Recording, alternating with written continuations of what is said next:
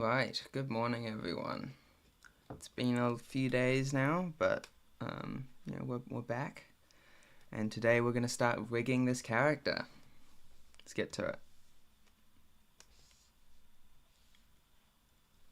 So right now everything's just under one generic collection, so I'm just going to select all the grease pencil objects, move it to a new collection called second character.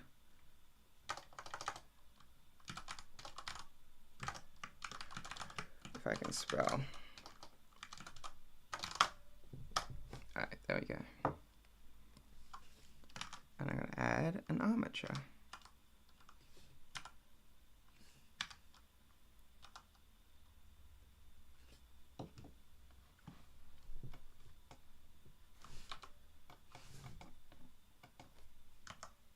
Ah, there it is.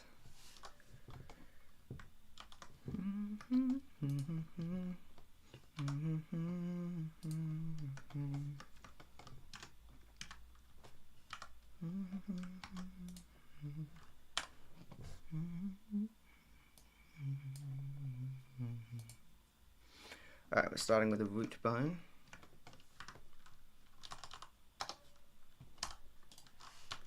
I think I'm going to go for a little bit more of a complicated rig than I did last time.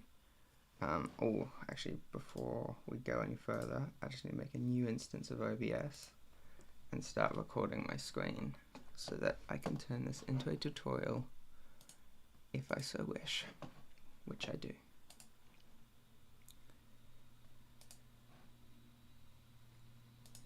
Alright, there we go.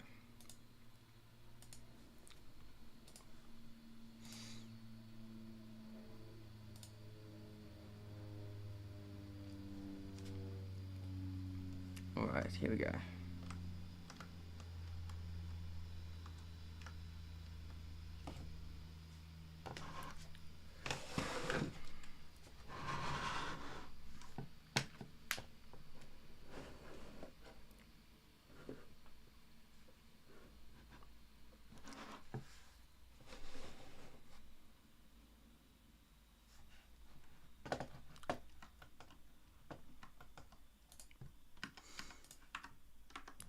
Alright, I'm going to adjust some of my settings here.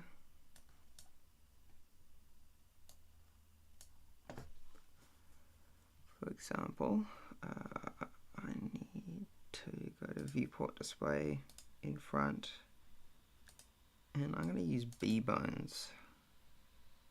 I also want to go to viewport display and set it to wire. Alright.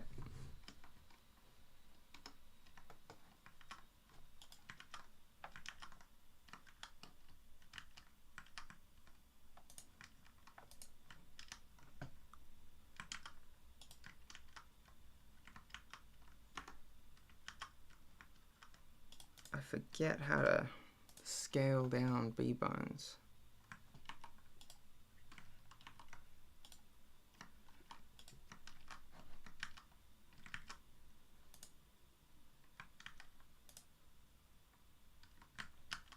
I thought it was just Control-Alt-S.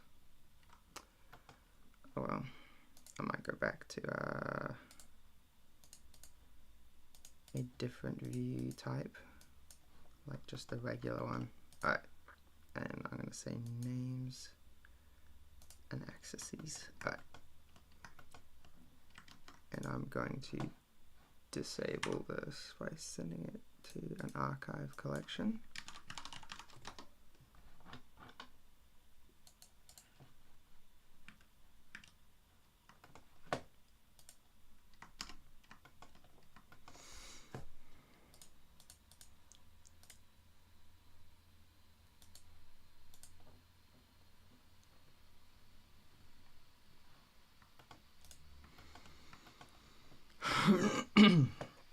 Alright.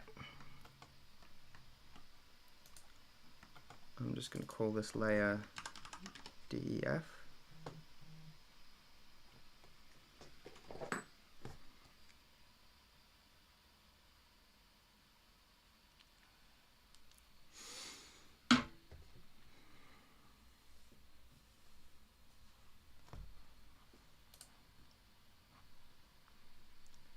I'll make a new one called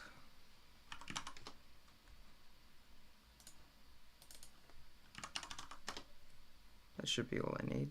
All right.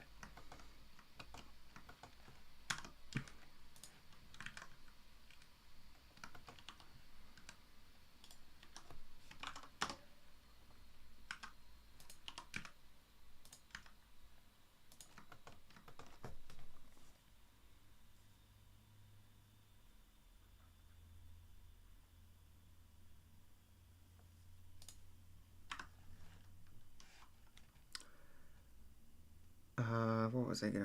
What was I doing? Ah, yes.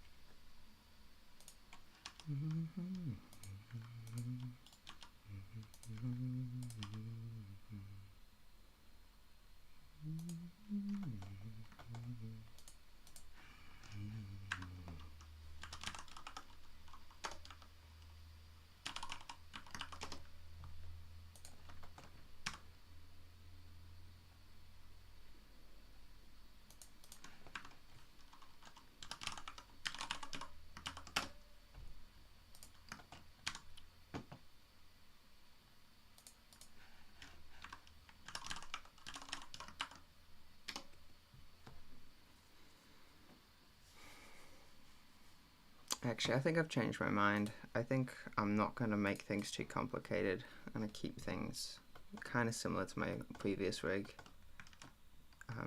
I am still gonna mix things up a little bit, but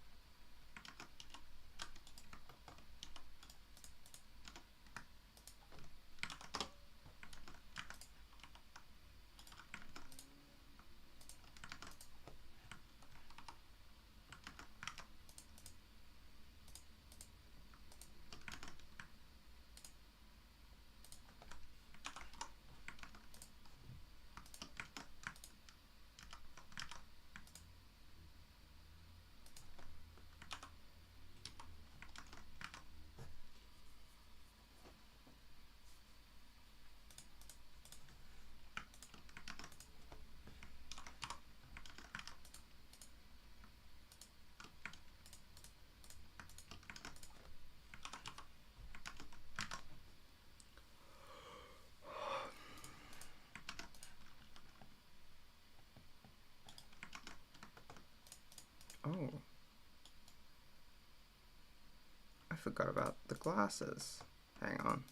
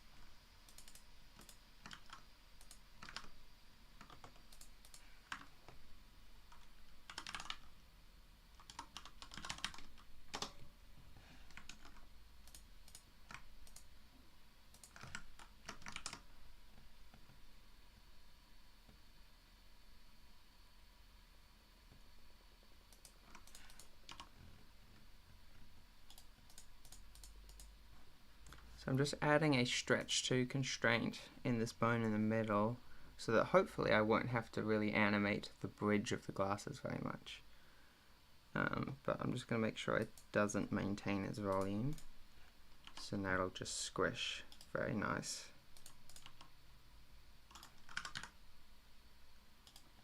Alright.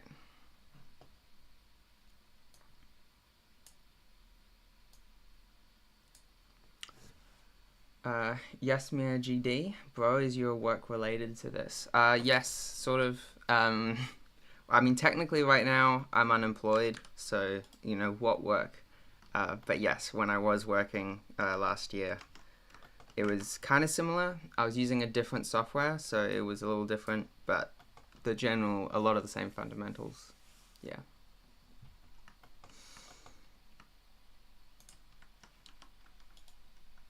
Now I reckon I need a glasses bone. Oof. Don't like how many of these bones in the middle are starting to stack up.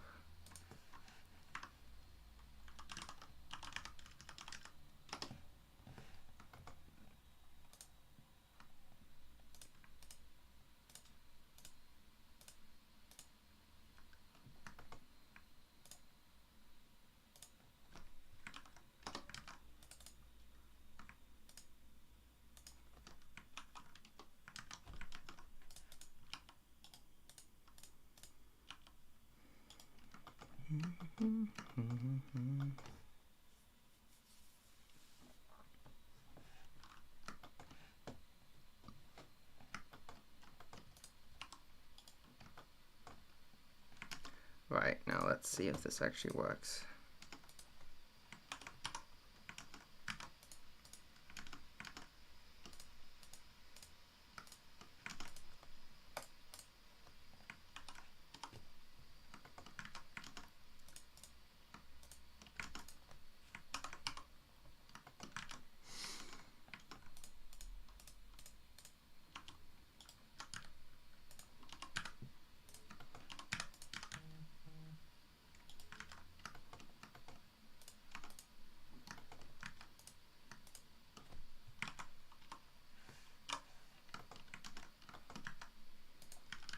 So that looks good. And if I move one, oh,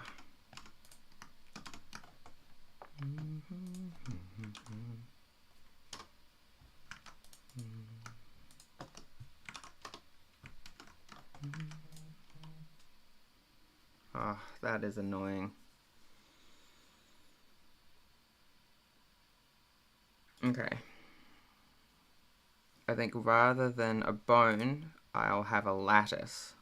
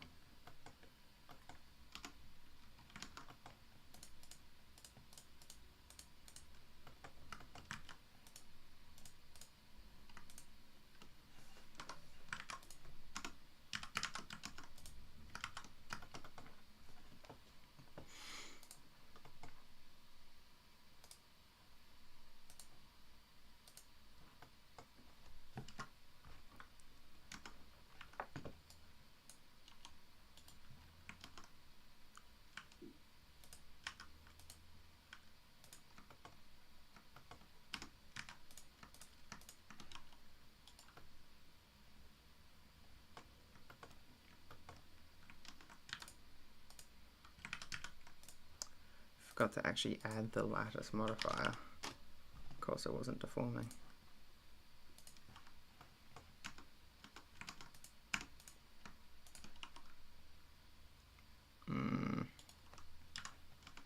Not convinced. Good to know. I like your videos about the workflow on the girl who's riding a huge bird. Ah yes, the Nausicaa fan art. Oh, I noticed my camera's a little out of focus. I don't know how to change that. Oh well.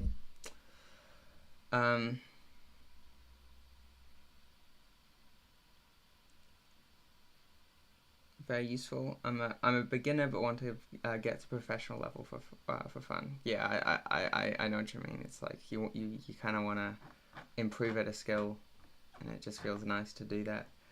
By the way, messages seem to arrive like 30 seconds late to you, or I think I might just be reading them with a large delay. I mean, there is definitely a delay before they get to me, but I think might have just missed them. Level 99, nice to have you back. Oh wow, didn't think you'd be on today. Yeah, I usually do it on Mondays, but here I am on a Tuesday. It's just been a bit of a while, which is a shame. How's the job hunt going? Badly.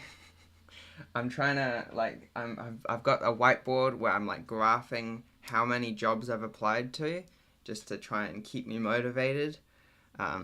And last week I applied to 12 jobs, didn't hear back from anyone, didn't even get a view on my show reel. It's kind of depressing sometimes. But then I hear that it's just in a tough. The whole industry is in a bit of a tough position right now.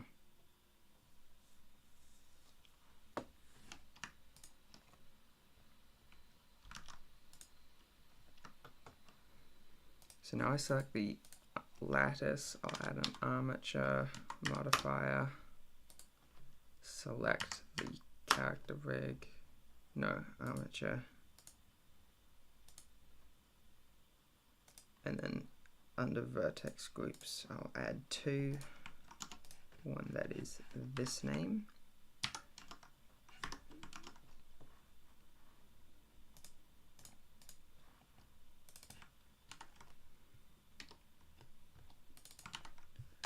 And one that is the left side. All right.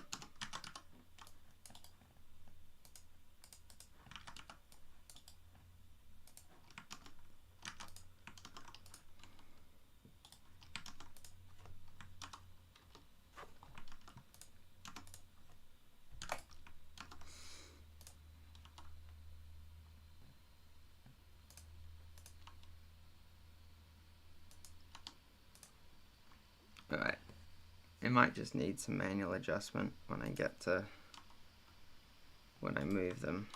Hopefully I won't have to do that too often. Alright.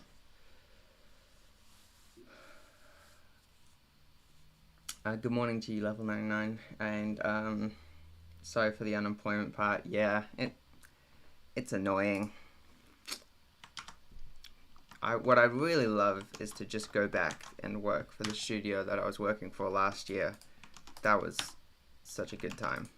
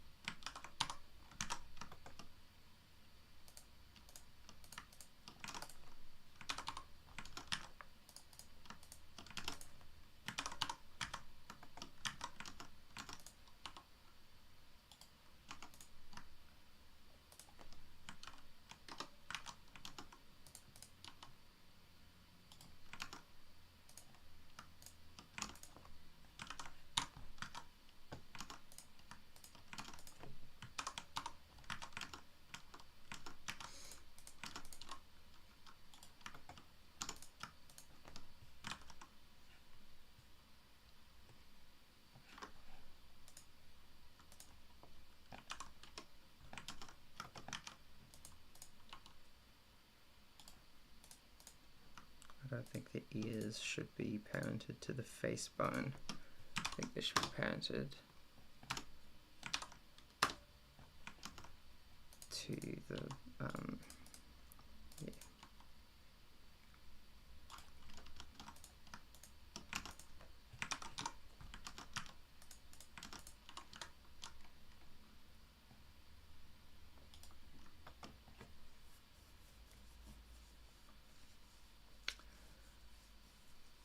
What did you like from your last job? Oh, there was so much. I mean, I think when I was studying animation in university, I already knew that I loved animating, just in general. But I kind of surprised myself when I got my first job and I realized that I actually also really enjoyed working with others. I'm quite an introverted person, and so I just thought, oh yeah, I prefer working alone.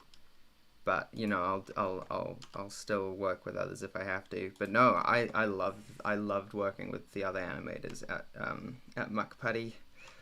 It was yeah, it was so nice to be constantly surrounded by other artists. It was awesome. Um, but then also just the general culture there was awesome. Like, I think what a lot of people don't realize makes an employee, like, takes away a lot of stress from an employee is just freedom over their schedule. So, for example, at Muck Party, nobody cared when you arrive, nobody cares when you leave, nobody cares how often or how long you take breaks for, no one cares how long your lunch break is. So long as you're getting your work done by the end of the week, you've got total freedom. And it was just so relaxing to know that even though I'm like aiming to get there by 9 a.m. or something, if my bus is running late or something, I don't need to worry. Or if I need to leave early because I've got some other obligation, nobody cares, that's fine. You know, and that culture was just such a nice place to work in, especially when it's with all these other amazing artists.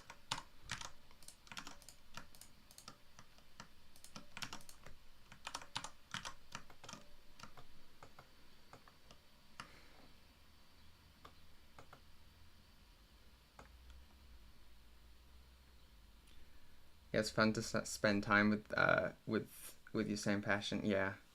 Um, I also like jobs in which they trust your work pace. Yeah, I think that's the thing. Um, I feel like insecure leaders will feel like they have to manage everybody's time, otherwise everyone's going to be super unproductive. But the truth is, um, if you treat your employees like adults, then your employees are going to act like adults. You know, there's really no worries.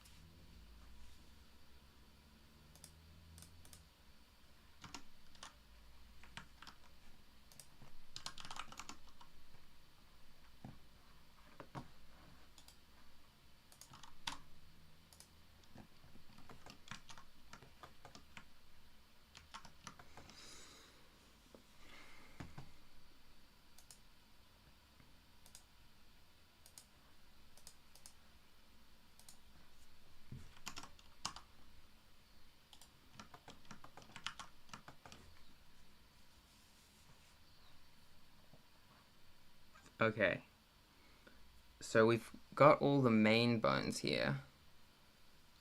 I just saw today a short from the Wicked Adobe that allows for 2D objects to turn in 3D space. And I assume they're using something similar to Smackdown, that AI predicts what the side or the back of a drawing looks like. Have you seen that or know any info about it? I think I've seen a video. It looks cool. You know, I don't know. I don't think I'm ever gonna use that. I just don't like Adobe. But I feel like people hear the word AI and they get scared. They're like, "Oh, that's unethical or that's wrong." But actually, AI is a huge category that covers a lot of different things, and actually I don't think that that is unethical. You know, that particular use, I think that's where you see AI being an actual useful tool for real artists. Um, but with that said, I just don't like Adobe, so I'm not going to use that.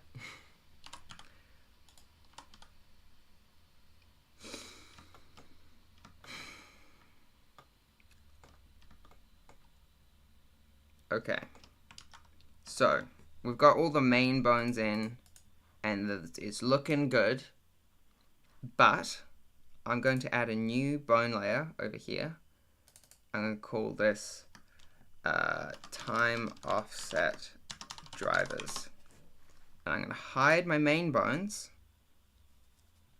because for every grease pencil object, I'm going to create a new bone, and the rotation of that bone is going to drive what frame the grease pencil object shows, if that makes any sense.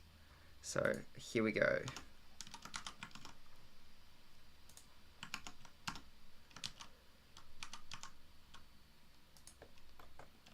We're going to call it time offset shin.l.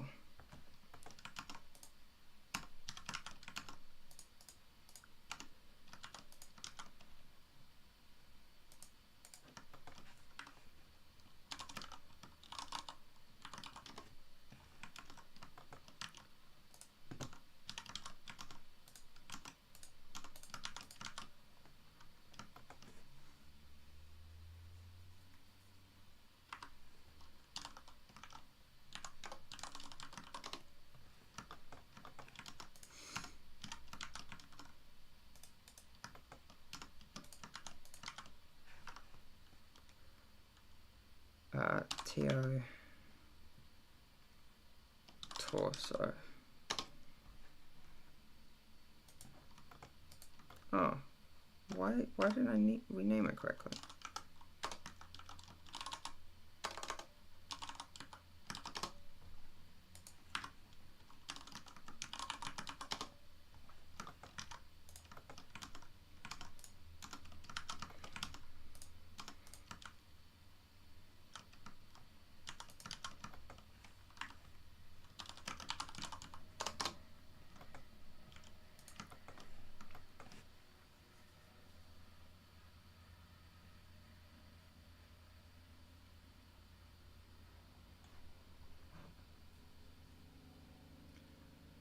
I would never pay for Adobe for sure. I've seen it in SmackDown, but it's only for pixel art, unfortunately.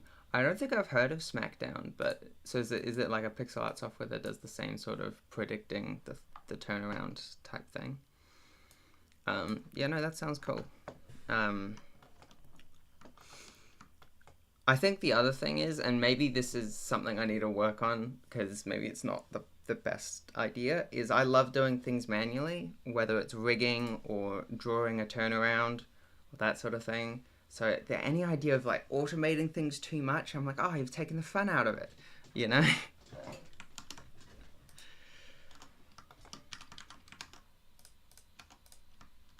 I wonder if there'd be an easier way to do this. Like if I made a script of some kind that like a Python script that just took the average position of all the vertices of every object and created a new bone. Oh, it's easier to just, you know, why spend 5 hours automating something when I could just spend 20 minutes doing it manually?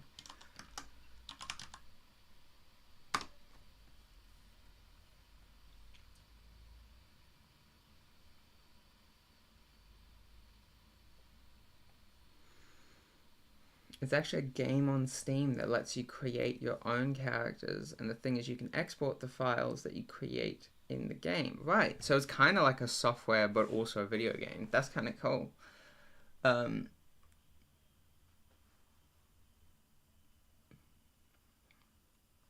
It's taking control out of it, depends on the project, or if that level of control is needed. Yeah, I think that's generally what I don't like about any use of AI stuff. Like, let's like disregarding any ethical questions you have. It's just like I want direct control over every step. Otherwise, it's like, yeah, you got me something that was kind of close to what I was looking for, but how on earth do I get it to that 100% what I was looking for? I don't know.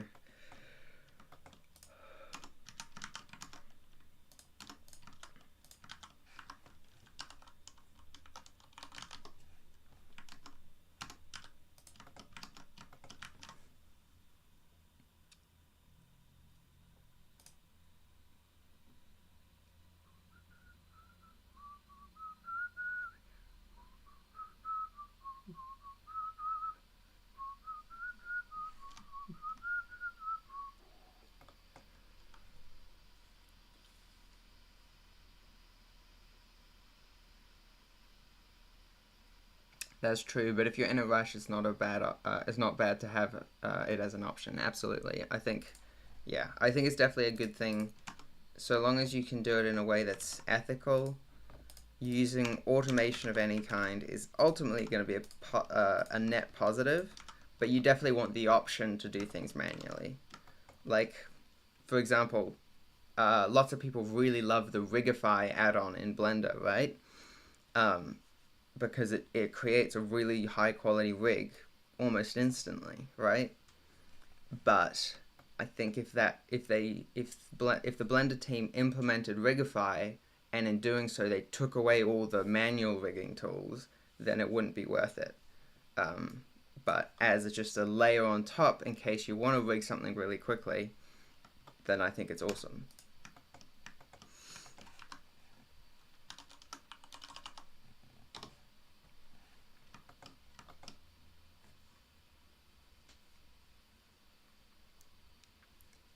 Do, do, do, do, do. Do, do, do, do, do.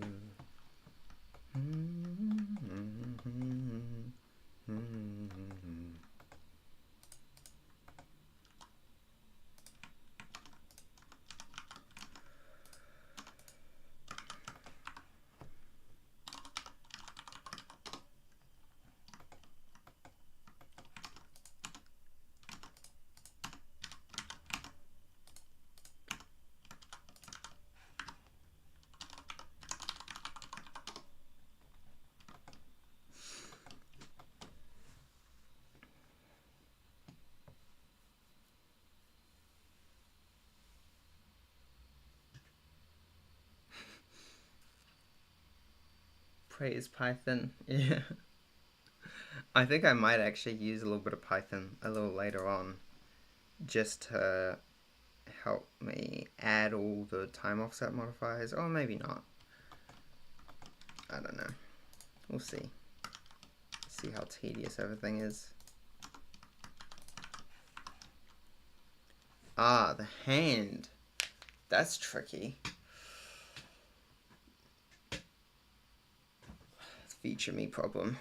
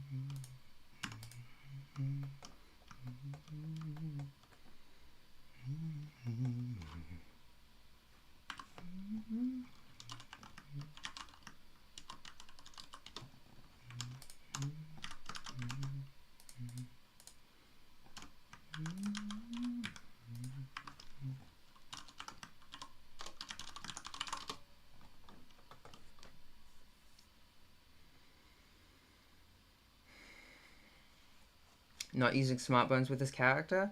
I haven't decided yet. With the previous character, I couldn't really use smart bones because of the way that I was handling how the grease pencil objects worked. But with this one, I can. I'm a little conflicted as to whether I should use smart bones or just the pose library. So I think what I'm going to do is I'm going to save two different versions of the file, and I'm going to create both because it's not going to take that long, and then I'll decide.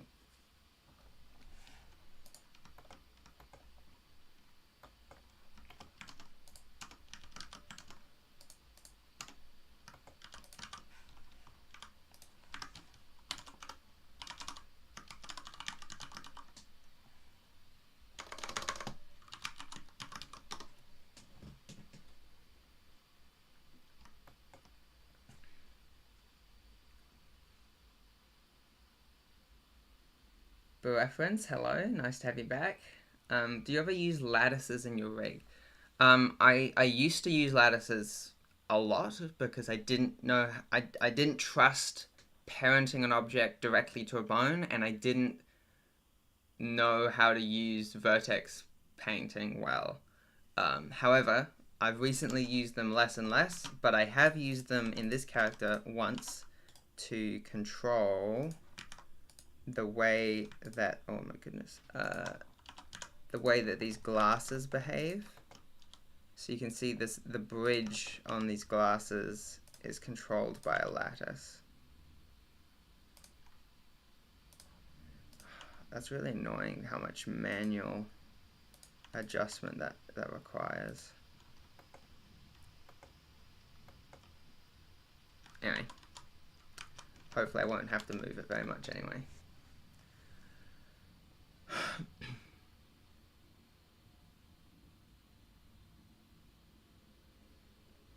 You didn't use a pose library last time, right? I didn't know you could use a pose library for animation. Yeah, so the pose library is really useful. Again, with the way that I was doing the grease pencil, changing from one view to another, that information can't be stored in a pose library, so I didn't use it. So what I ended up doing was I basically created my own workaround pose library by just having all the poses on one frame, like from one frame to the next right at the end of the timeline, and then I would just copy the pose that I want into the frame that I'm working on. Whereas if I can set it up so that it's compatible with the pose library, then I much prefer using that.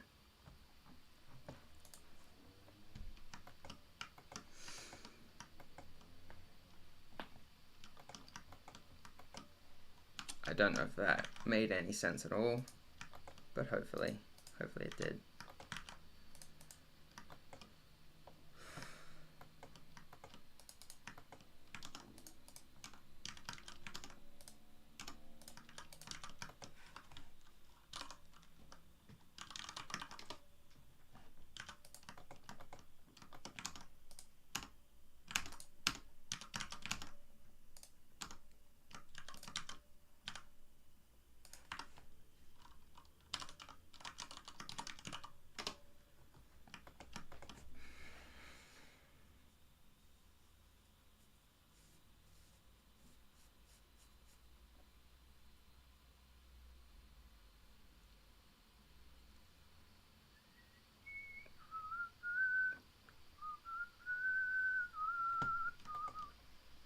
Right, before I symmetrize this, I just want to make sure everything's parented to the correct bone.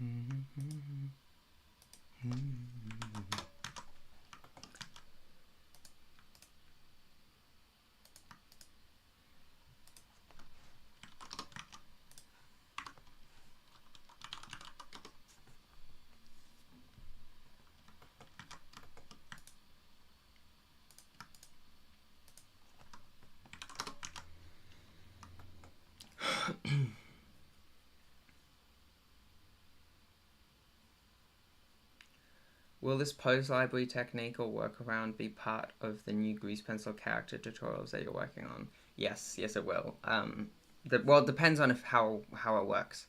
I'm probably, like, this is kind of the reason I'm making the second character, is because I want to explain different ways of working in the tutorial, which is a shame. I wanted to release the tutorial in February, but the more I work on it, the more I'm like, that's never going to happen.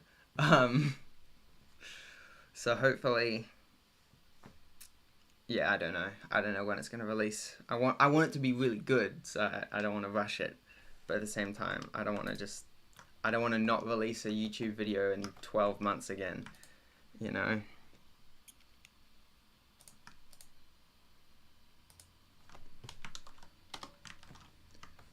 Oh, this is a pain. All right.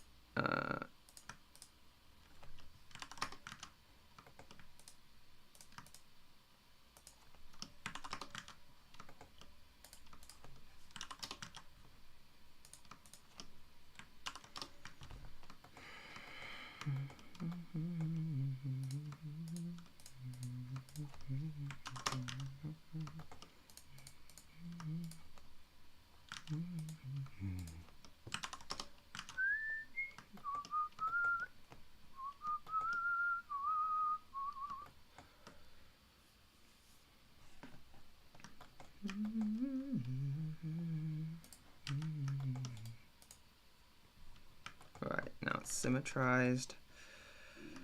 Alright, here we go. Oh wait, I still need the hair back one. No?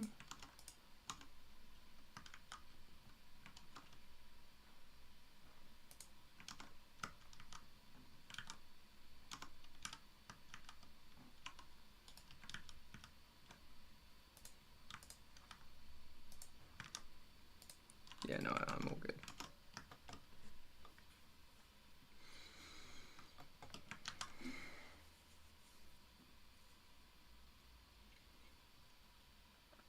All right.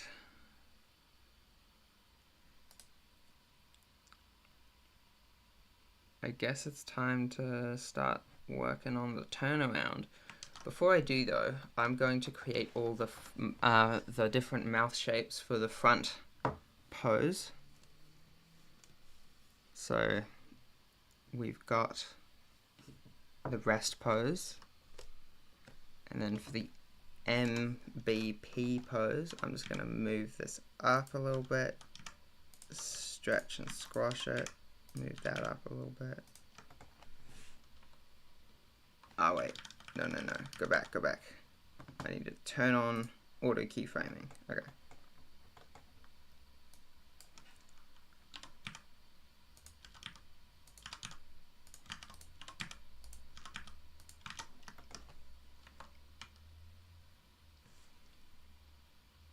Okay.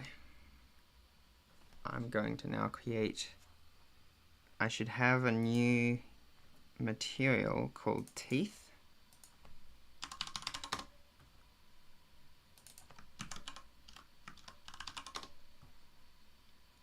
Tongue.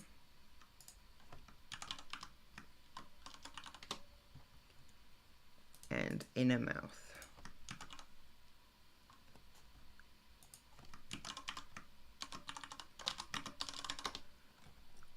Okay, now teeth is going to be a slightly off-white. Tongue is going to be kind of fleshy pink. And, oh wait, and inner mouth is going to be a deep red. Okay.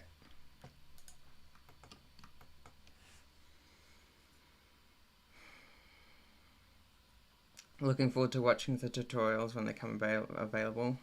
Thanks. I'm glad someone's looking forward to it. I hope it does well, because I like making tutorials in the sense that I'm glad that people find them useful, but I don't actually really enjoy the process of making a tutorial, you know? So hopefully hopefully people find it useful.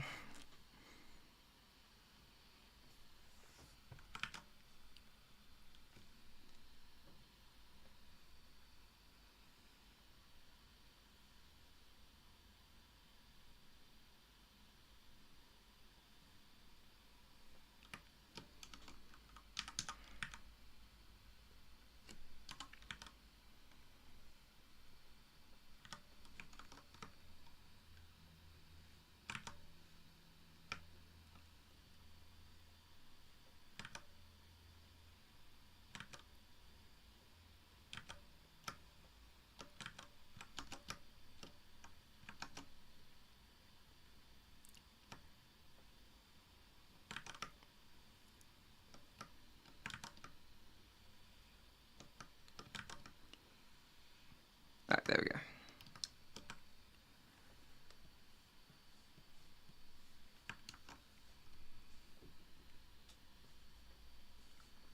Go turn off onion skinning.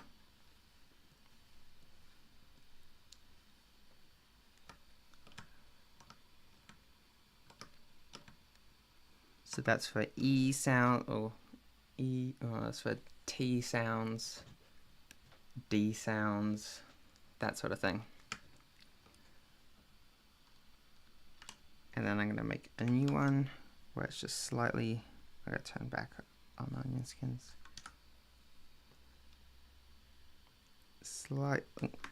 Slightly more open.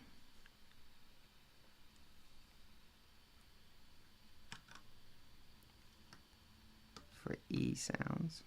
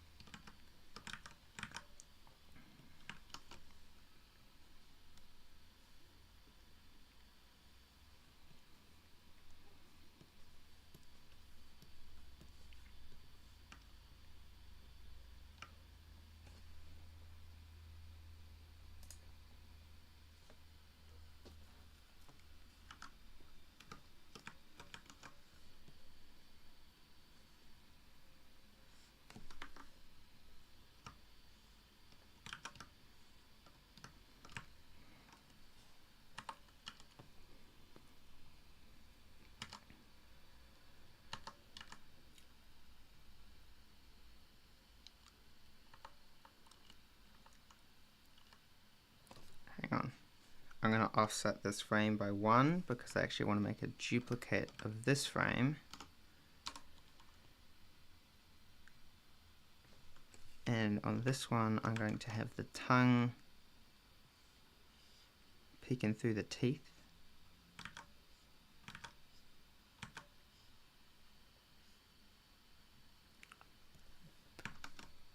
To make a th sound.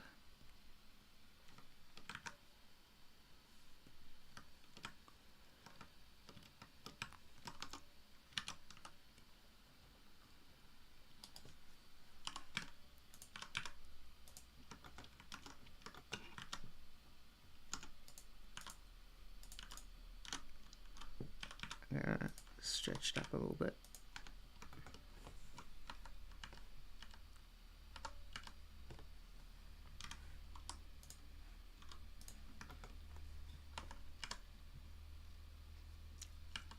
And then I'm also going to have a duplicate of this one where we can see the tongue touching the top of the mouth to make an L shape.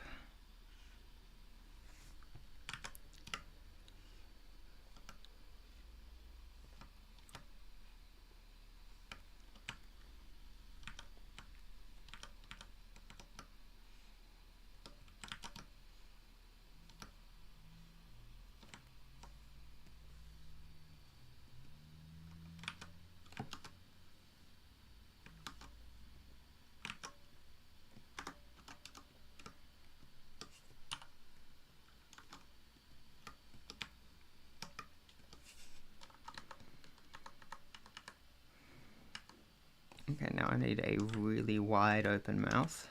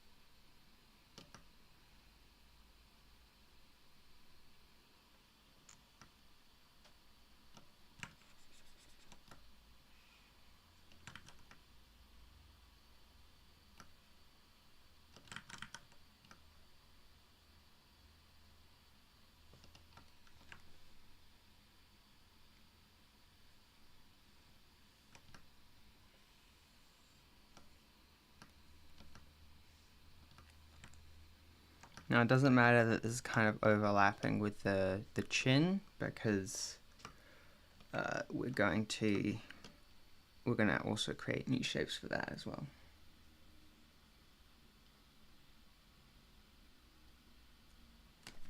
Do you use a guide to help with the mouth shapes? I used to, but then I've just done it so many times I kind of know what they're meant to look like and which ones are important to me.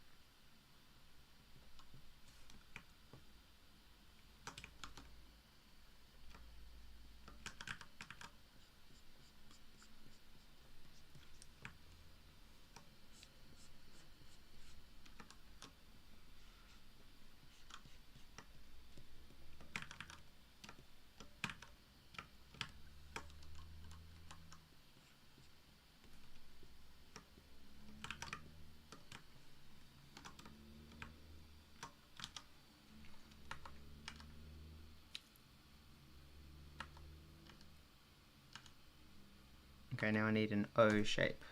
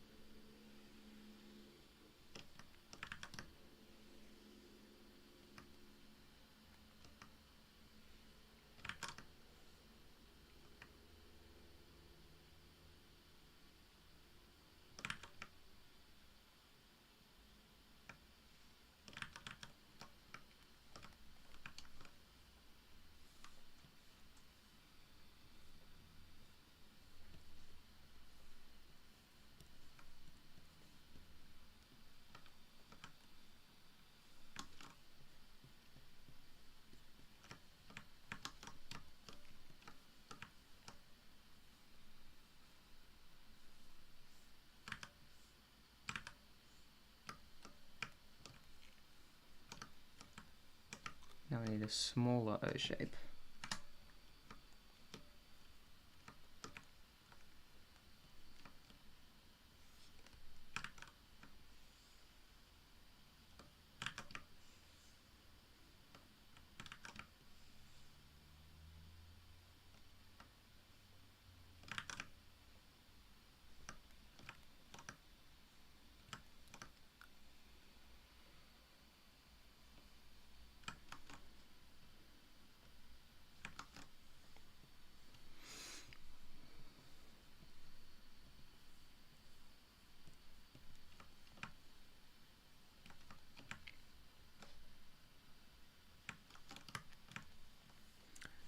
Finally, a really small O shape.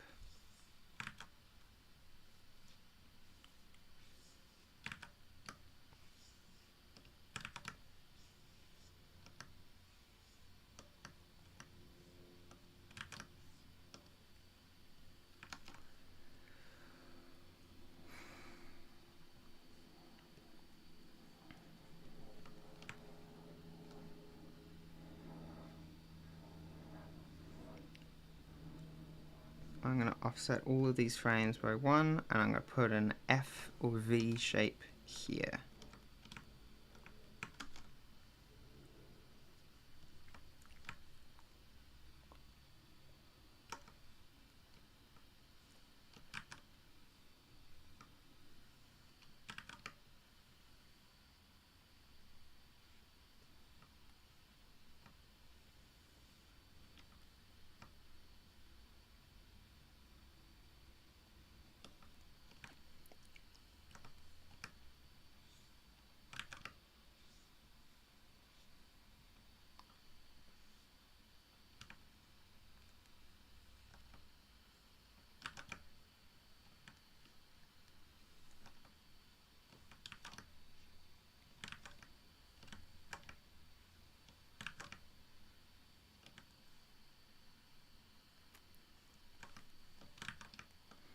Now I don't like those being so dark. However, I made a thing for the eyes, a new material for the eyes. Was it called skin something? Skin details, that was it. If I assign that, I go control down. Yeah, there we go. Now over here, if I add the colors in.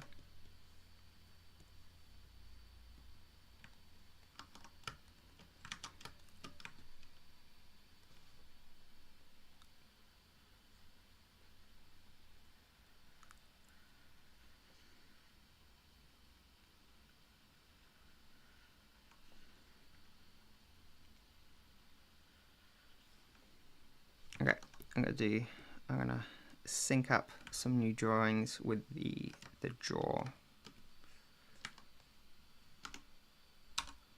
Duplicate. Box deform.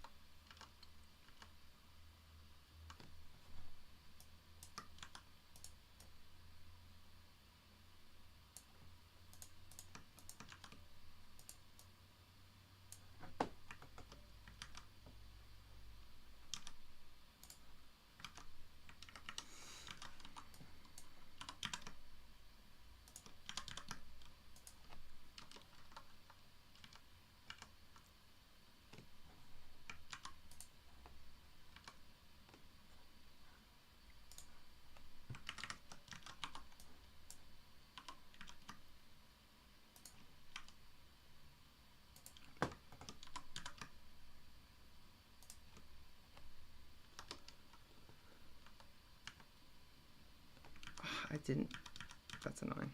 Okay.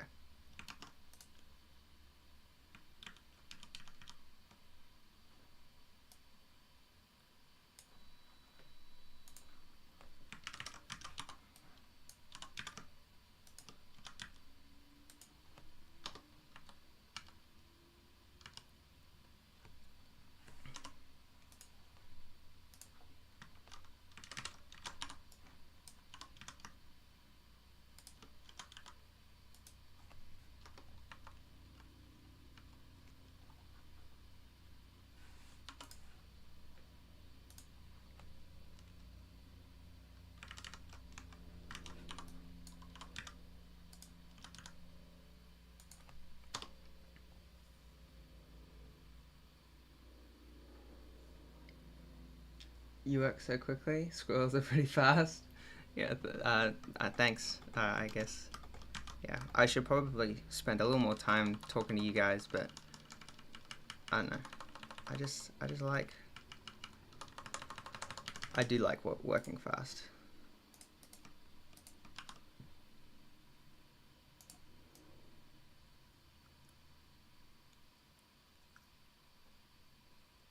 Ooh.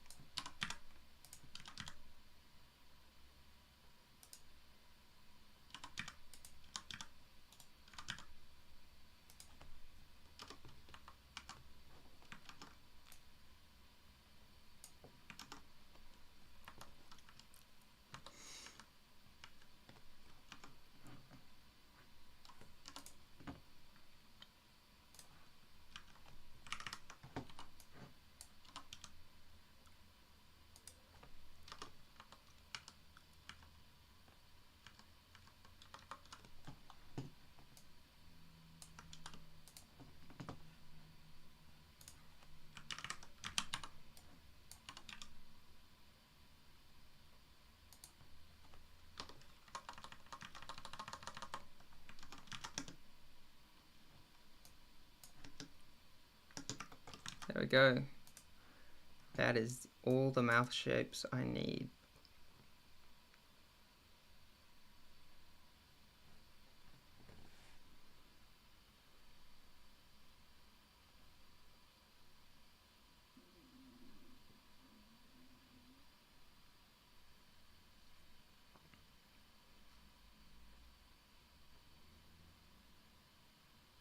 Yeah, pretty happy with that. Now, what I need to do is I need to add a time offset modifier. Set it to fixed frame. And then I think I'm gonna take the... Oh, these should all be set to Euler rotation.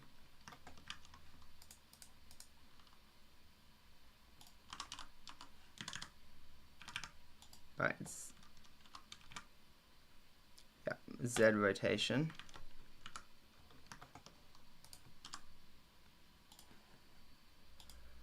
Copy as new driver. And then when I select this, I can paste. And I can edit it because I want it to be +1. There we go.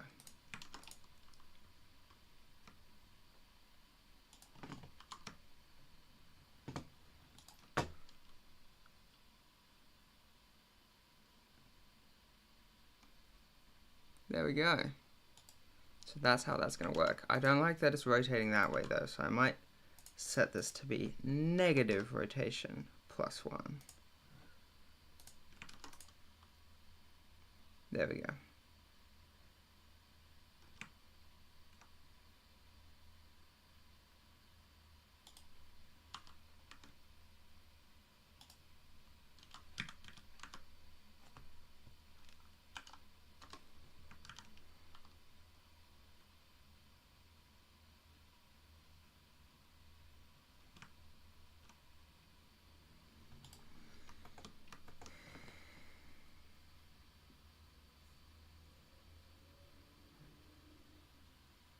They also traumatize little children that want to feed them and bite them instead. Evil little creatures.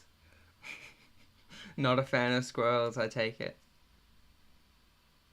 Someone must have had a personal squirrel experience. Yes, that's right.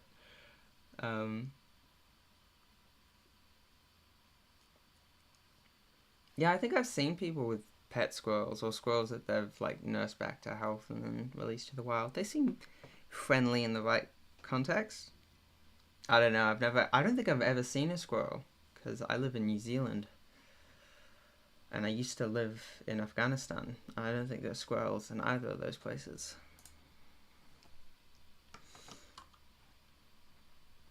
So what was I thinking naming my channel after that?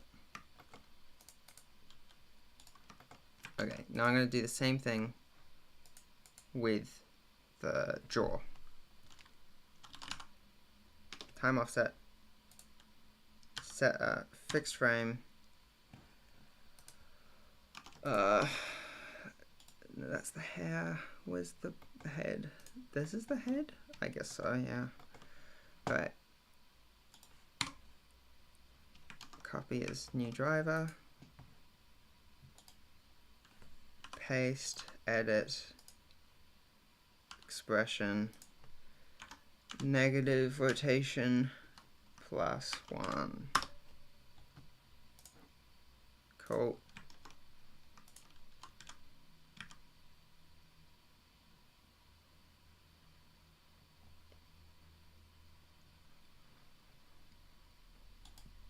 So that's pretty cool.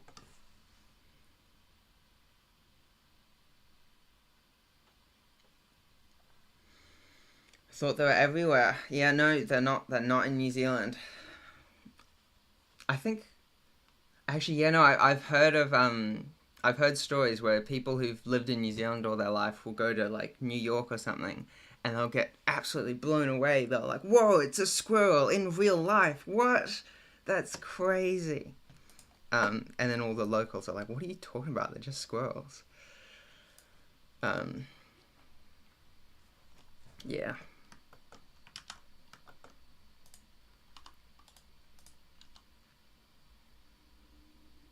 Yeah, I'm happy with that. I guess it's time to do the next view.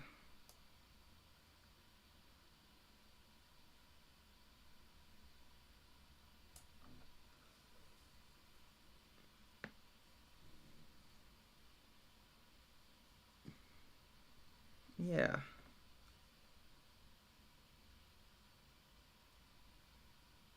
Yeah.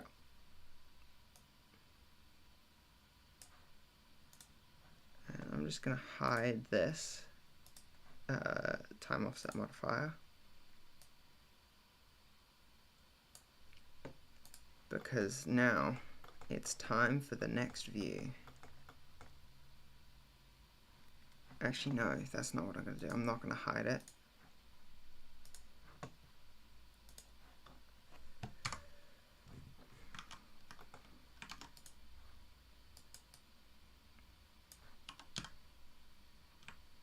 I'm going to animate the position of the reference image.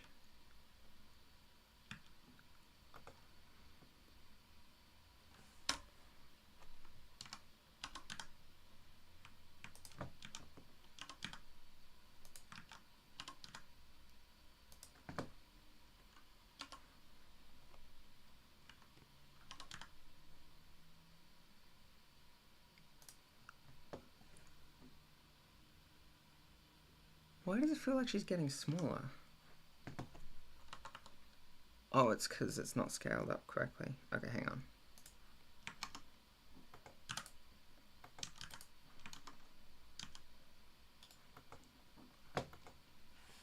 It's because I moved the position of the camera since last time, that's why. Alright. Wait, no.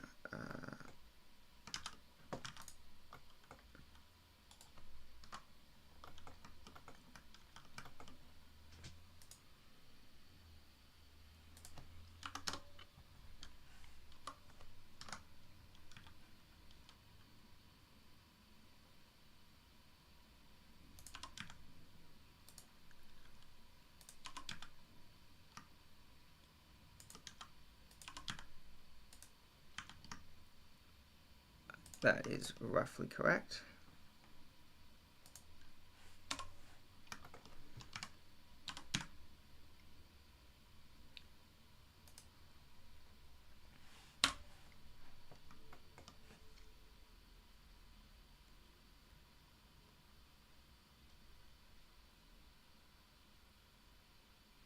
I never thought to have the control bones spin. For me, when I first time, I've always had them So they move from side to side. Yeah, it's all depending on the context. Like, I think it's easy to tell like how far along it is when it's moving side to side.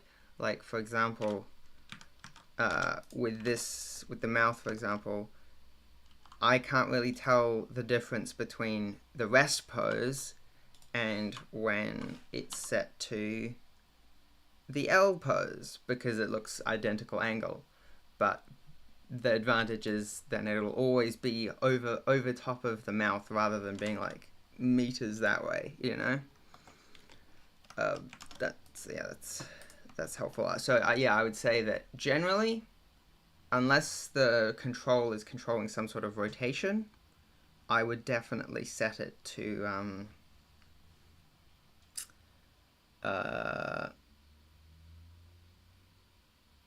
sorry, my mind's gone blank.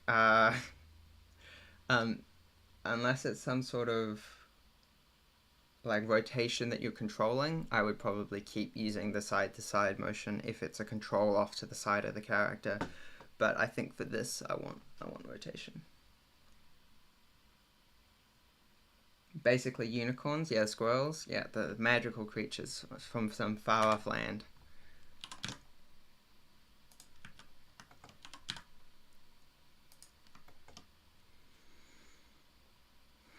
There's different kinds too. Some have facial structures. There's a town not far from me that has mostly black squirrels, but I've seen grey and white ones there too.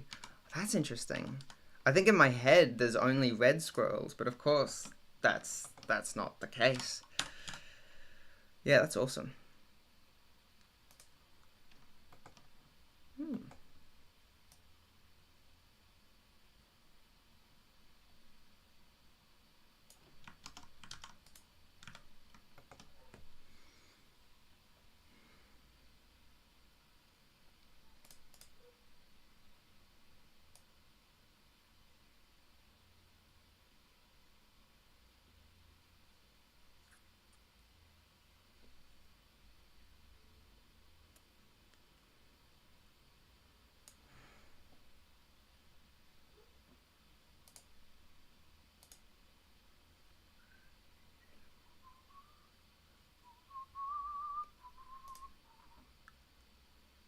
Okay. So first things first, I need to position all of these things into the right spot.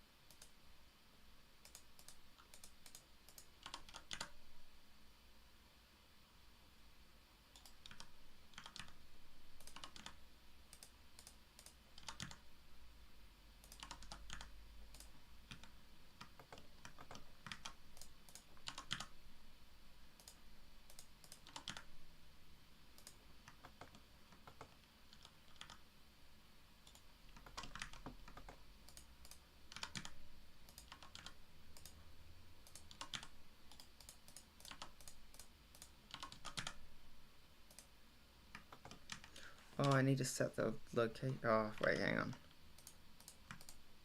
I need to set everything to Euler. I need to insert a keyframe. I need to reset everything on frame 1. Okay. That should be okay.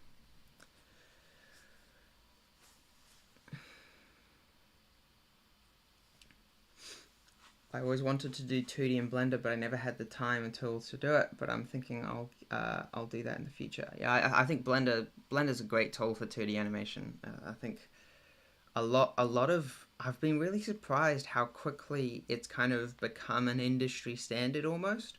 I mean, especially if you want to combine 2D and 3D really quickly. But yeah, lots of professional studios are using it, you know, for storyboarding or animation. It's a great tool. I never wanted to, but just last week someone wanted an image of a school mascot in different scenes. Things escalated, and now I'm here. Is this in reference to?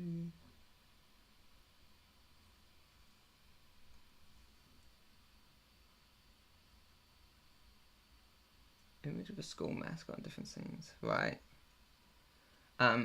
My question is how good is Blender Grease Pencil compared to other traditional 2D apps like Toon Boom and Clip Studio Paint? I know Blender is not raster based, but I'm asking about the look of the final output.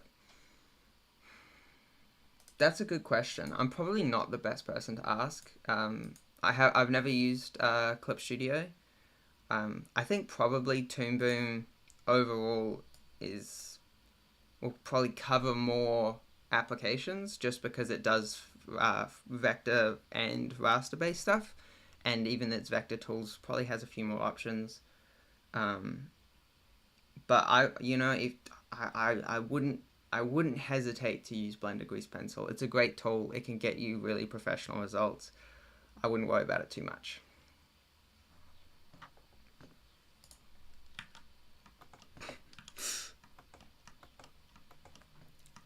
Freaked me out when I went to solid view again.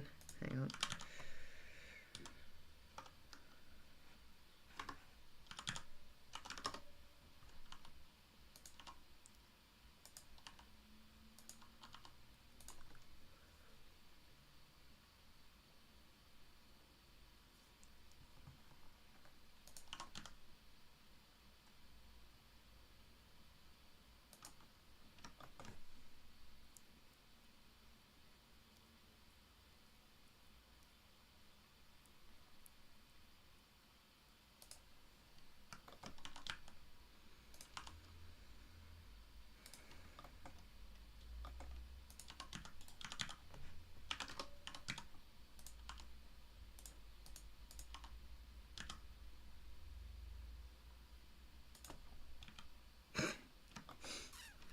That's funny. All right.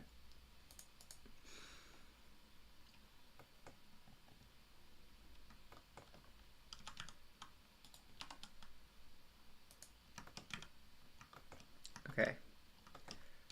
I still need to do the body. Oh, that's annoying. I should have started with the body. Alright, it's okay.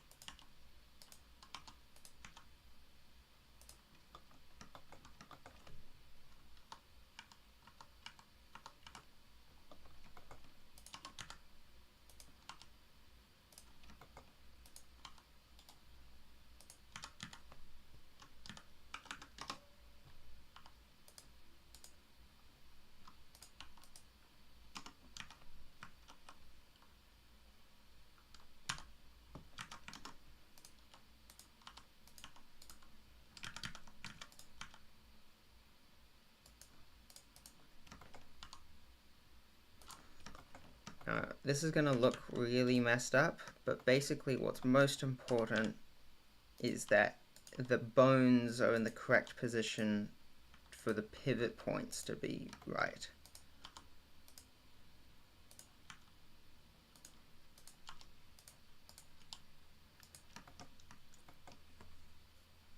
We shouldn't worry too much about where the actual grease pencil objects look like, That looks pretty bad, doesn't it?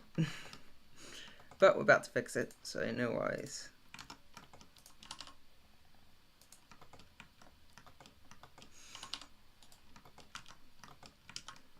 Okay.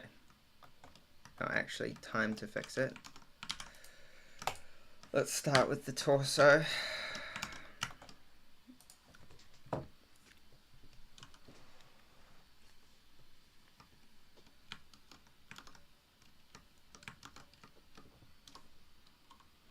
Insert a blank keyframe on all layers. Turn off the onion skin for the color layer.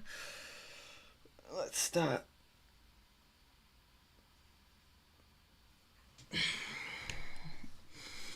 What's the purpose for your rig character, for cartoons or games? I'm definitely thinking about it more for cartoons.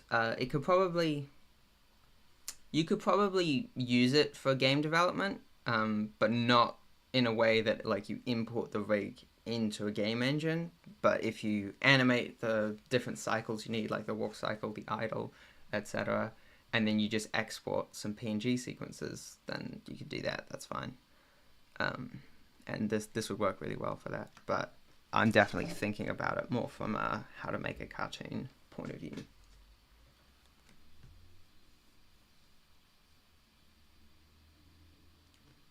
Does it work for 2D as well? I'm not exactly sure what you mean, because this is 2D. So if you're asking if Blender works for 2D, yes.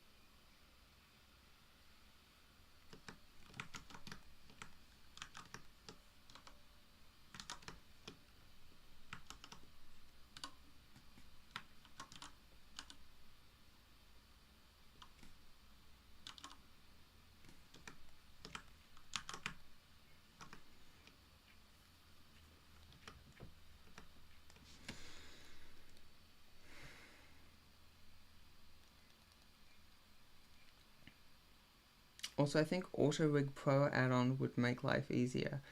I haven't used Auto Rig Pro add-on, but from my understanding, that's more for 3D stuff. Like, I don't know if that would work for what I'm doing here.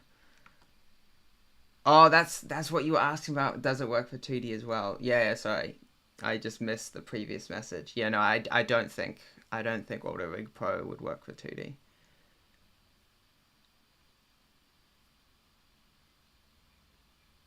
Also does it for gulls, like seagulls.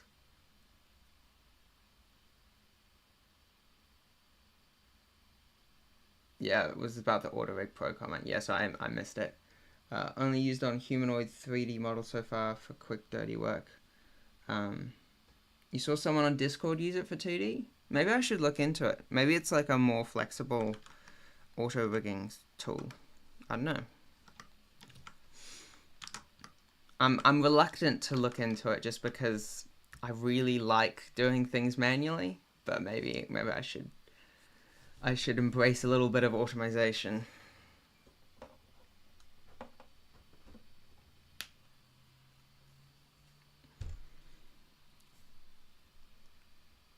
saw someone using it for 2D in Blender. It's essentially 3D, not traditional 2D, and you can manipulate it using various Blender 3D tools, including the geometry nodes in the most recent version. Yeah, there's a there's a guy called Lucas who does some really cool grease pencil stuff, and he uses Rigify to rig his characters. But basically, what it is it's just a 3D rig, but instead of using a mesh, you've just got grease pencil objects.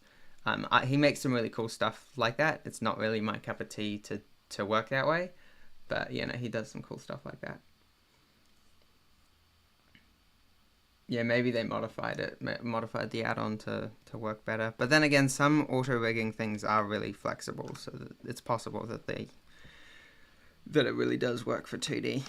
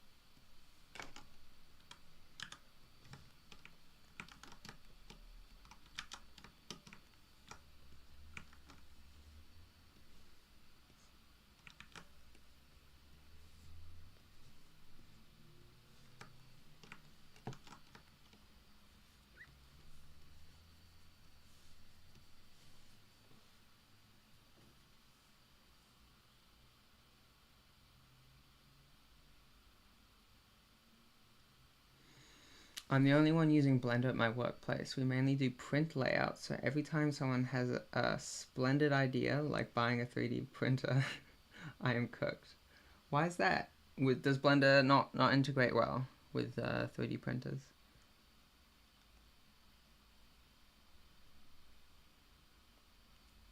Or is it just like everyone else is used to using Maya or some other software?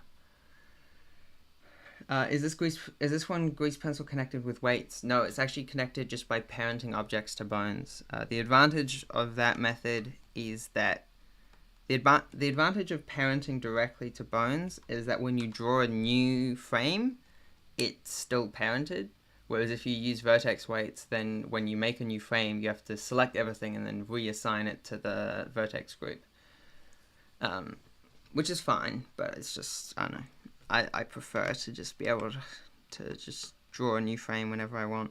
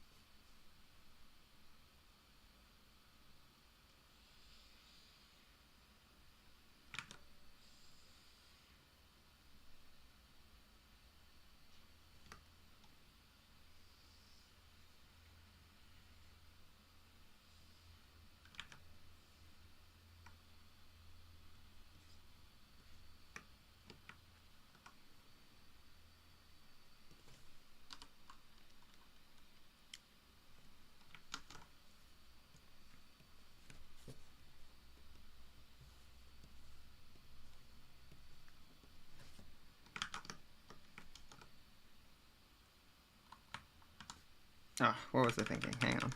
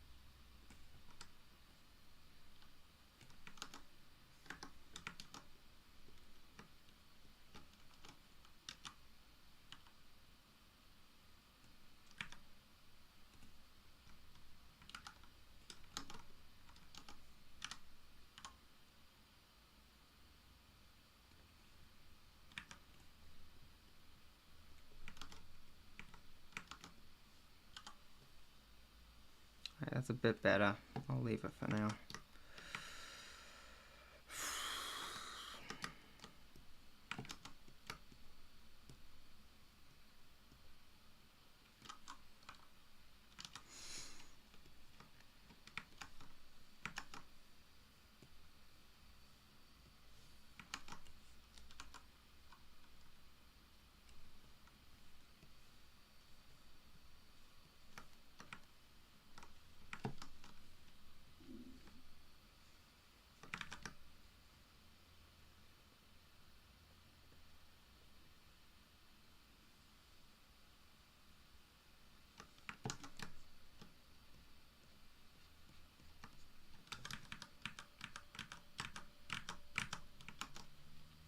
Let's try that again.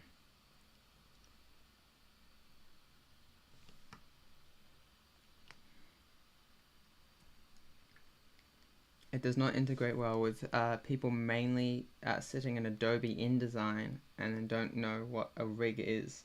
Like, hey, do this game thing. Can we do that with this character? Yeah, sure. Give me a few months. Yeah, exactly. I feel like people don't understand how long things take. That on the more technical side of animation.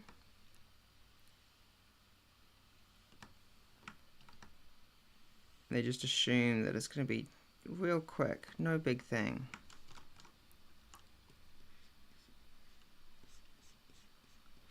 Or they'll think, this is similar to something I've done before. I've seen done before really quickly, but actually there's something, even though it might be similar, there's something really crucial that they're forgetting that will make it just a totally different process.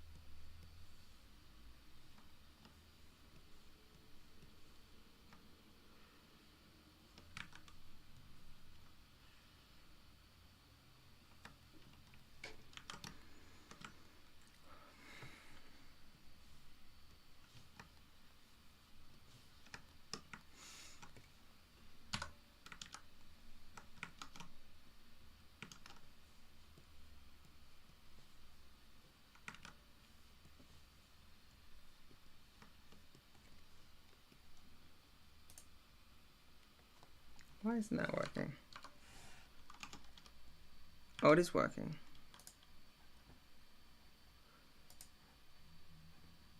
But it's not working. Why isn't it working?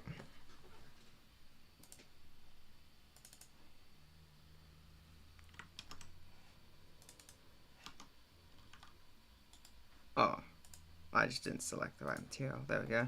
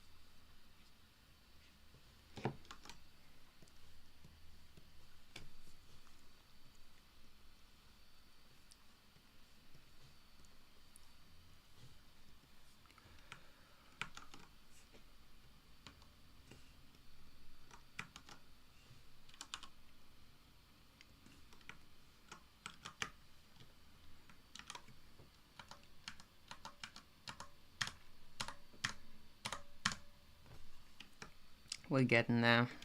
I think the next big one is going to be the head.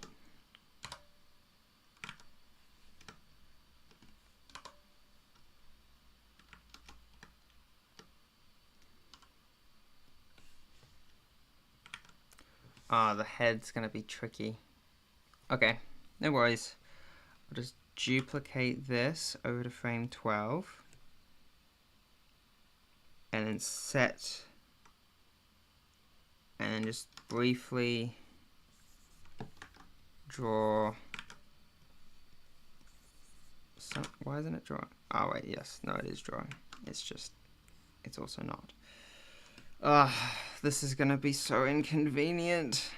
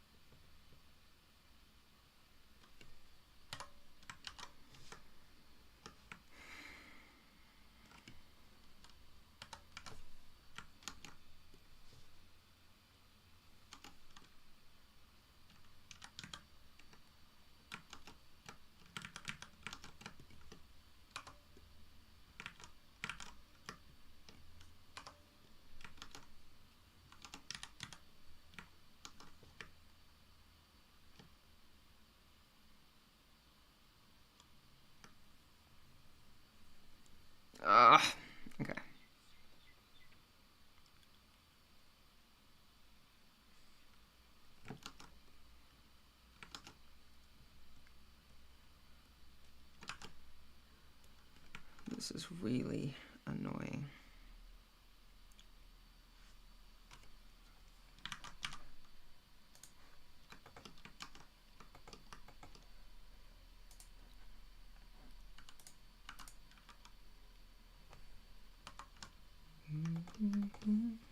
But now I know.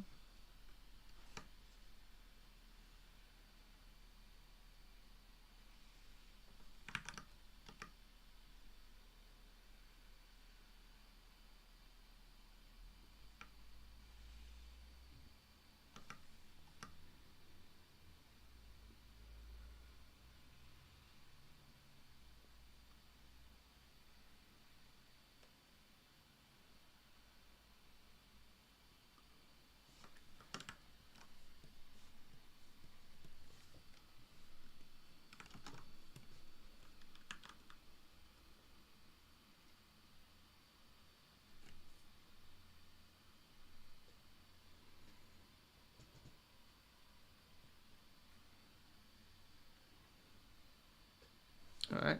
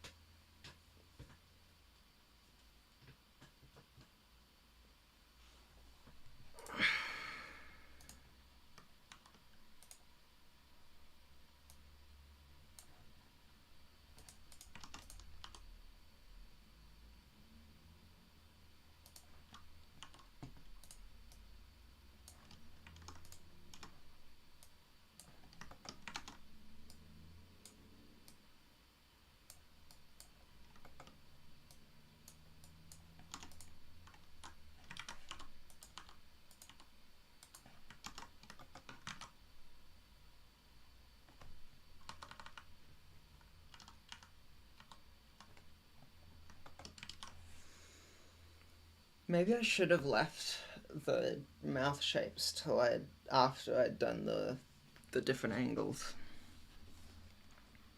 Ever done any projects that includes 2D and 3D integrations, like 2D characters in a 3D environment? Not really. I guess I did a music video a while ago where I had some 3D elements for sure. I've definitely had projects where I've had a 2D character that's moving through 3D space, but I don't know if I've actually done any 3D or much 3D and 2D objects in the same scene, which is a shame because it's so easy in Blender, you know? Yeah.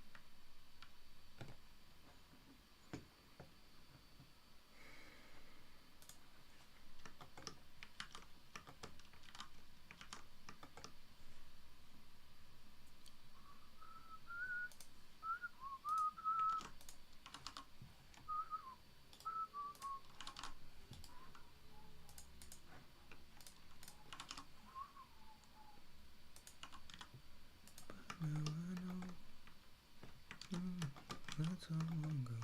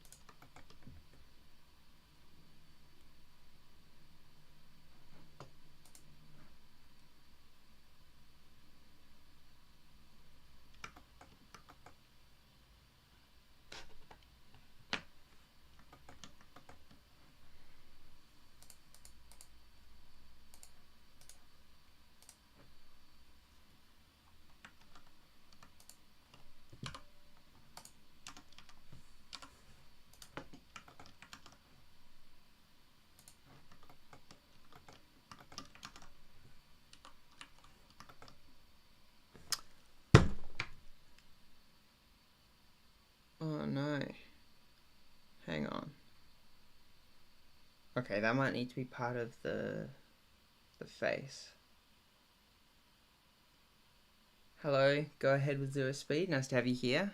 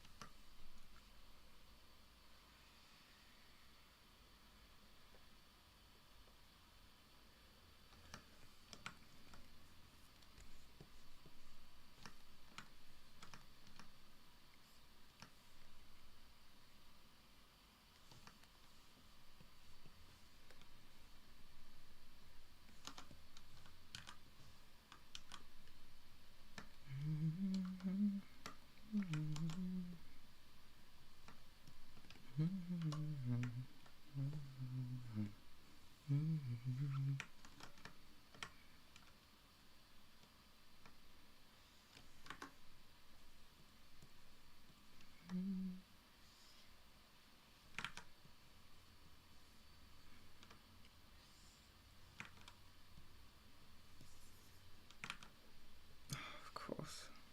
Oh, that's so annoying.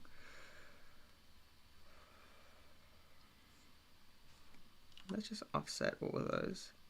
Bring this one back.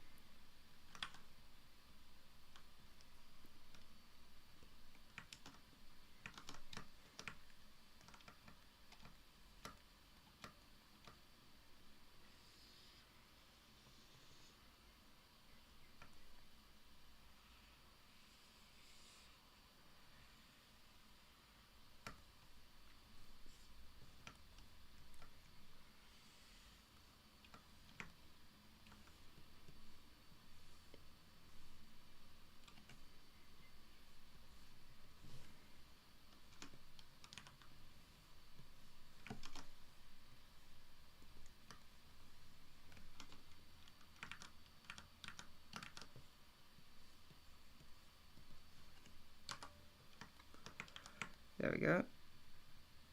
Oh, it's the...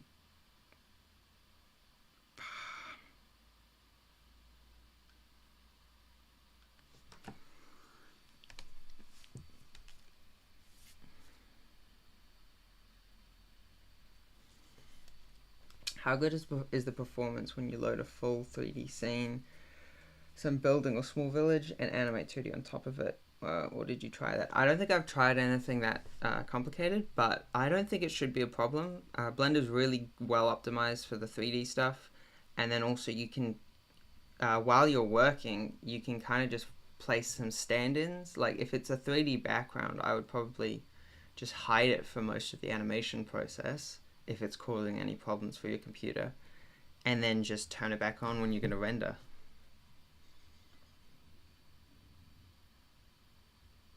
Do you happen to know how to use the polyline tool in grease pencil drawing? Yep, sure. If I go to this hair object, choose the ink. In draw mode, if over here, if you hover over the box tool, and then you choose, and then you can go over and choose polyline. Wait, I guess polyline. And then you can just do that. Press E to extrude a new line, and then you can always alter your last drawn line as well. That's really helpful. Or you can use the curve tool, and that's basically the same thing, but you've got these extra controls to give you more curves.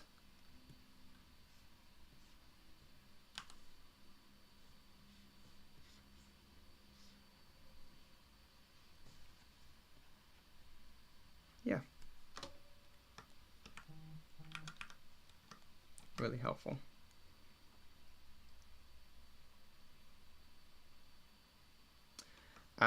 Did I draw the wrong thing? Yeah, I think it's tricky, okay? Because if I just look at the drawing here, the hair needs to go over the head. Oh, actually no, I'm good. Oh, good. Okay, see, I thought that the hair needed to go over the eyebrow, but then under the head, but then the eyebrow needs to be over the head. So I thought it was like, oh, how am I going to do this without having like 100 new objects? But actually, it's not true. I just need to redraw the eyebrow, which I will do later. All good. So use E for it. Yes, E for extrude. It's just like when you're modeling in 3D, and you press E and extrudes a new mesh. Same thing, you just press E and it makes a new line connected to the old one.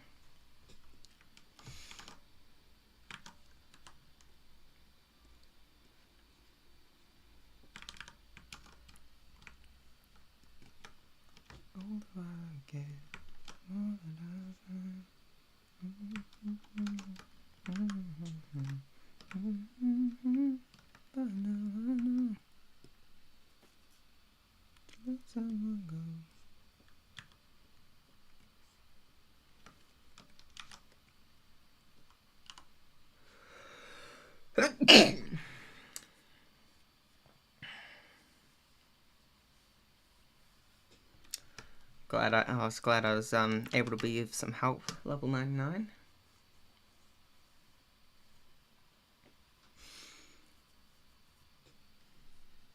Okay.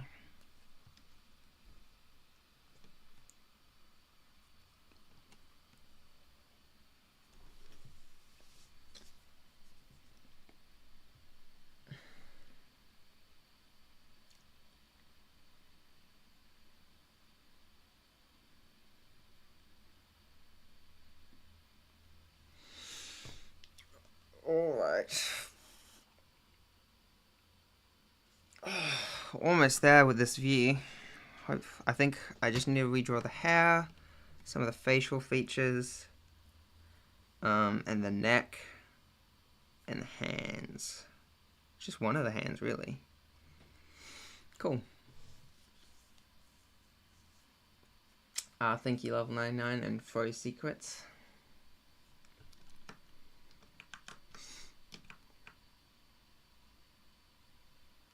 Can you color like in Photoshop with blends of colors, or can you only put one color in flat mode?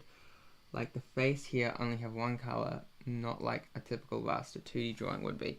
Yeah, so Grease Pencil is all vectors, which means that it's going to work very differently than a raster program like Photoshop, but you're not just limited to flat colors. So for example, if I select one of the objects, I add a new layer, and then I go into draw mode. I'm going to make sure I'm in render mode as well. And then instead of up here where it says material mode, we just change it to paint mode. And now we can choose custom colors. And we'll choose a brush that is a bit more transparent. Well, it reset the color for some reason. Okay.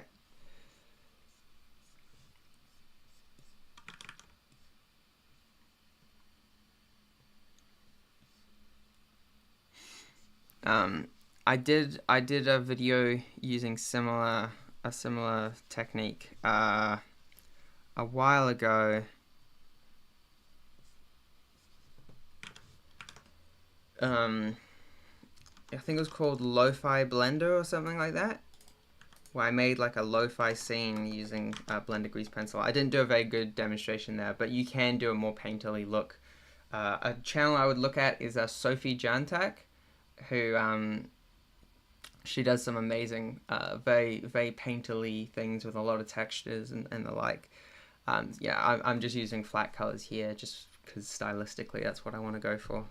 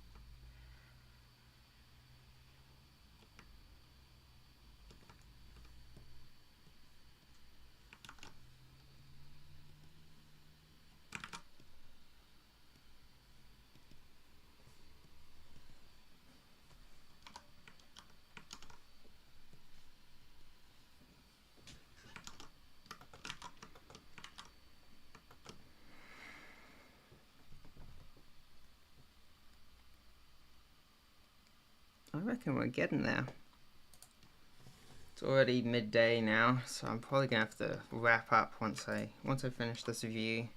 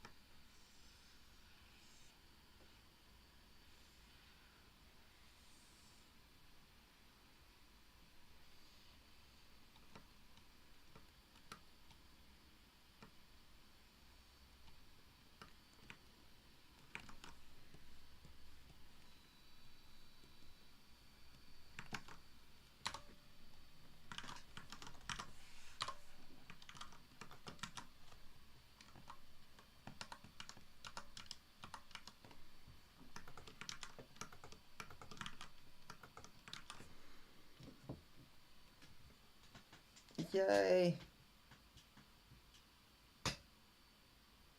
Ooh.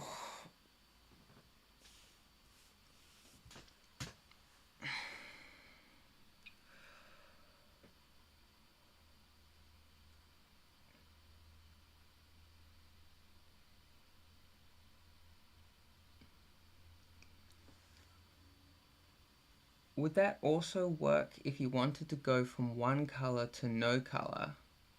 Or does it only work if you're using multiple colors? Would it also if you want one color to no color? I'm not sure if I know exactly what you're asking, level 99. I'll make sure to watch after stream. Cool. It's a good video. I really enjoyed making that one. You really inspired me to stick with my projects. I'm so glad. Honestly, streaming with you guys also helps me stick with my projects. Wong Ren, good morning. Good morning. Yeah.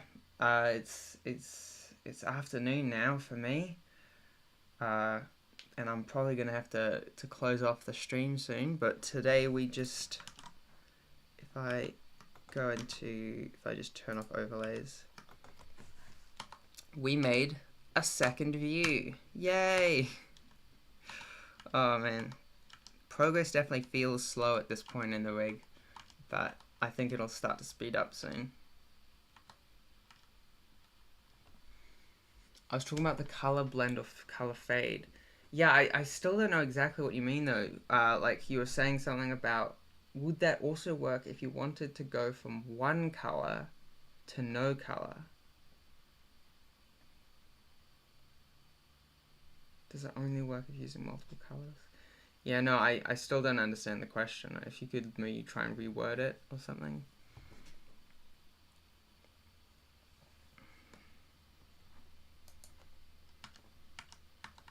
Maybe I'm just being a bit slow today. I'm a bit tired at the moment.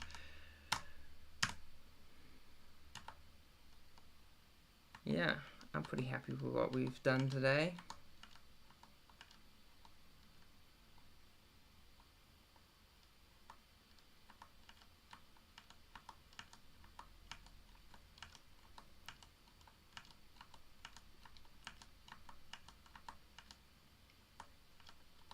Soon we'll have a whole nother turnaround. You mean like the color fading out? Oh, I see. Okay. So for example,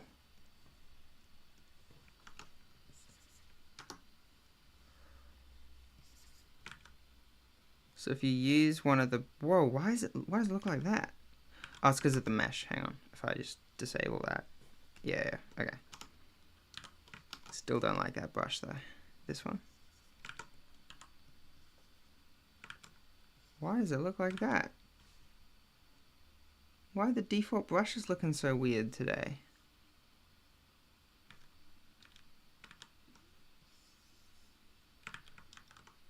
What happens if I make a new 2D animation file? Yeah, that's what I'm expecting. Alright. Don't know what, I must have changed some of the settings to adjust the spacing when I was, because I was playing around with textures at one point. Right, so if we go to color attribute and we start painting, I don't know exactly what you're asking about fading from different colors, but if you choose one of the brushes where the opacity is like pressure dependent, let's actually change. Yeah, so here you've got the radius and the strength, both pressure dependent. If I turn off radius, that'll make things easier to see. You can see if you're using a tablet, as you take your brush off the screen, it kind of fades. Another thing you can do though is once you've drawn a stroke, you can go to vertex painting, vertex paint? Yeah. You can choose a new color, and it starts to fade to that color as you paint over it, and it just kind of affects any vertices that it comes in contact with.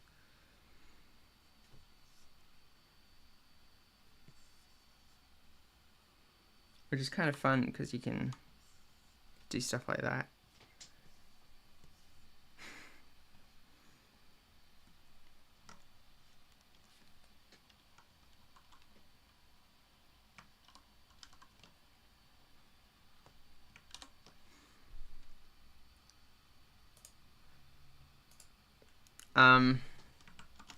SEM, nice to have you here. That's a good question. I'm actually making a tutorial right now, and you can see we're starting with this character here. I've already done one character though, if I just find it really quick.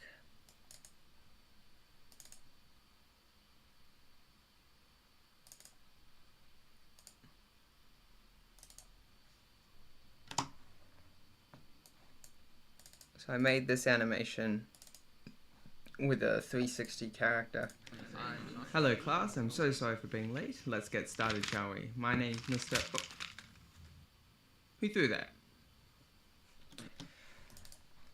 And so I was pretty happy with that, and so we're making a second character, and it's going to be for a tutorial that I'm making at the moment. Does the armature also change with the turnaround? No, it doesn't. I know that that could be an inconvenient, but actually I think it's fine. The armature, it's always the same bones, but then the grease pencil objects have new frames for every angle. Although the bones do change position, so like that's, you can see here all the armature, how that changes from one view to another.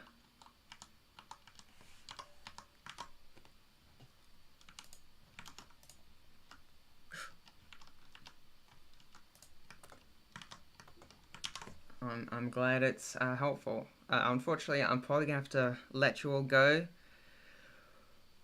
Yeah, I have to get my day started. I'm pretty happy with the progress we made today. We rigged the character. We set up the mouth shapes for the front view. We can just see that here.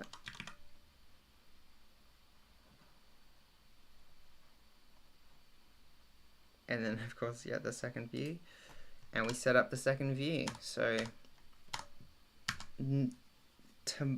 next stream we'll probably do kind of the same thing, but for this view we'll set up all the mouth shapes, and then we'll do the side view and maybe the mouth shapes for that as well, and then we'll see how far we go from there. We just need to do all the views, and then after that we're probably gonna set up the controls for controlling how to turn it around, which I'm still debating whether I should do that using SmartBones or Pose Library.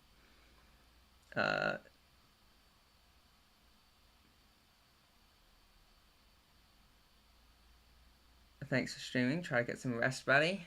Thank you, SCM. It's actually midday at the moment, so I'm gonna have to get my day started because I've been streaming since 9. You don't need food, you don't need drink, anything outside of grease pencil streaming It's a known fact. Yeah, actually, that's true. I get all the sustenance I need from just streaming. But yeah, no, you have a great day too. All right, I'll see you around. Goodbye.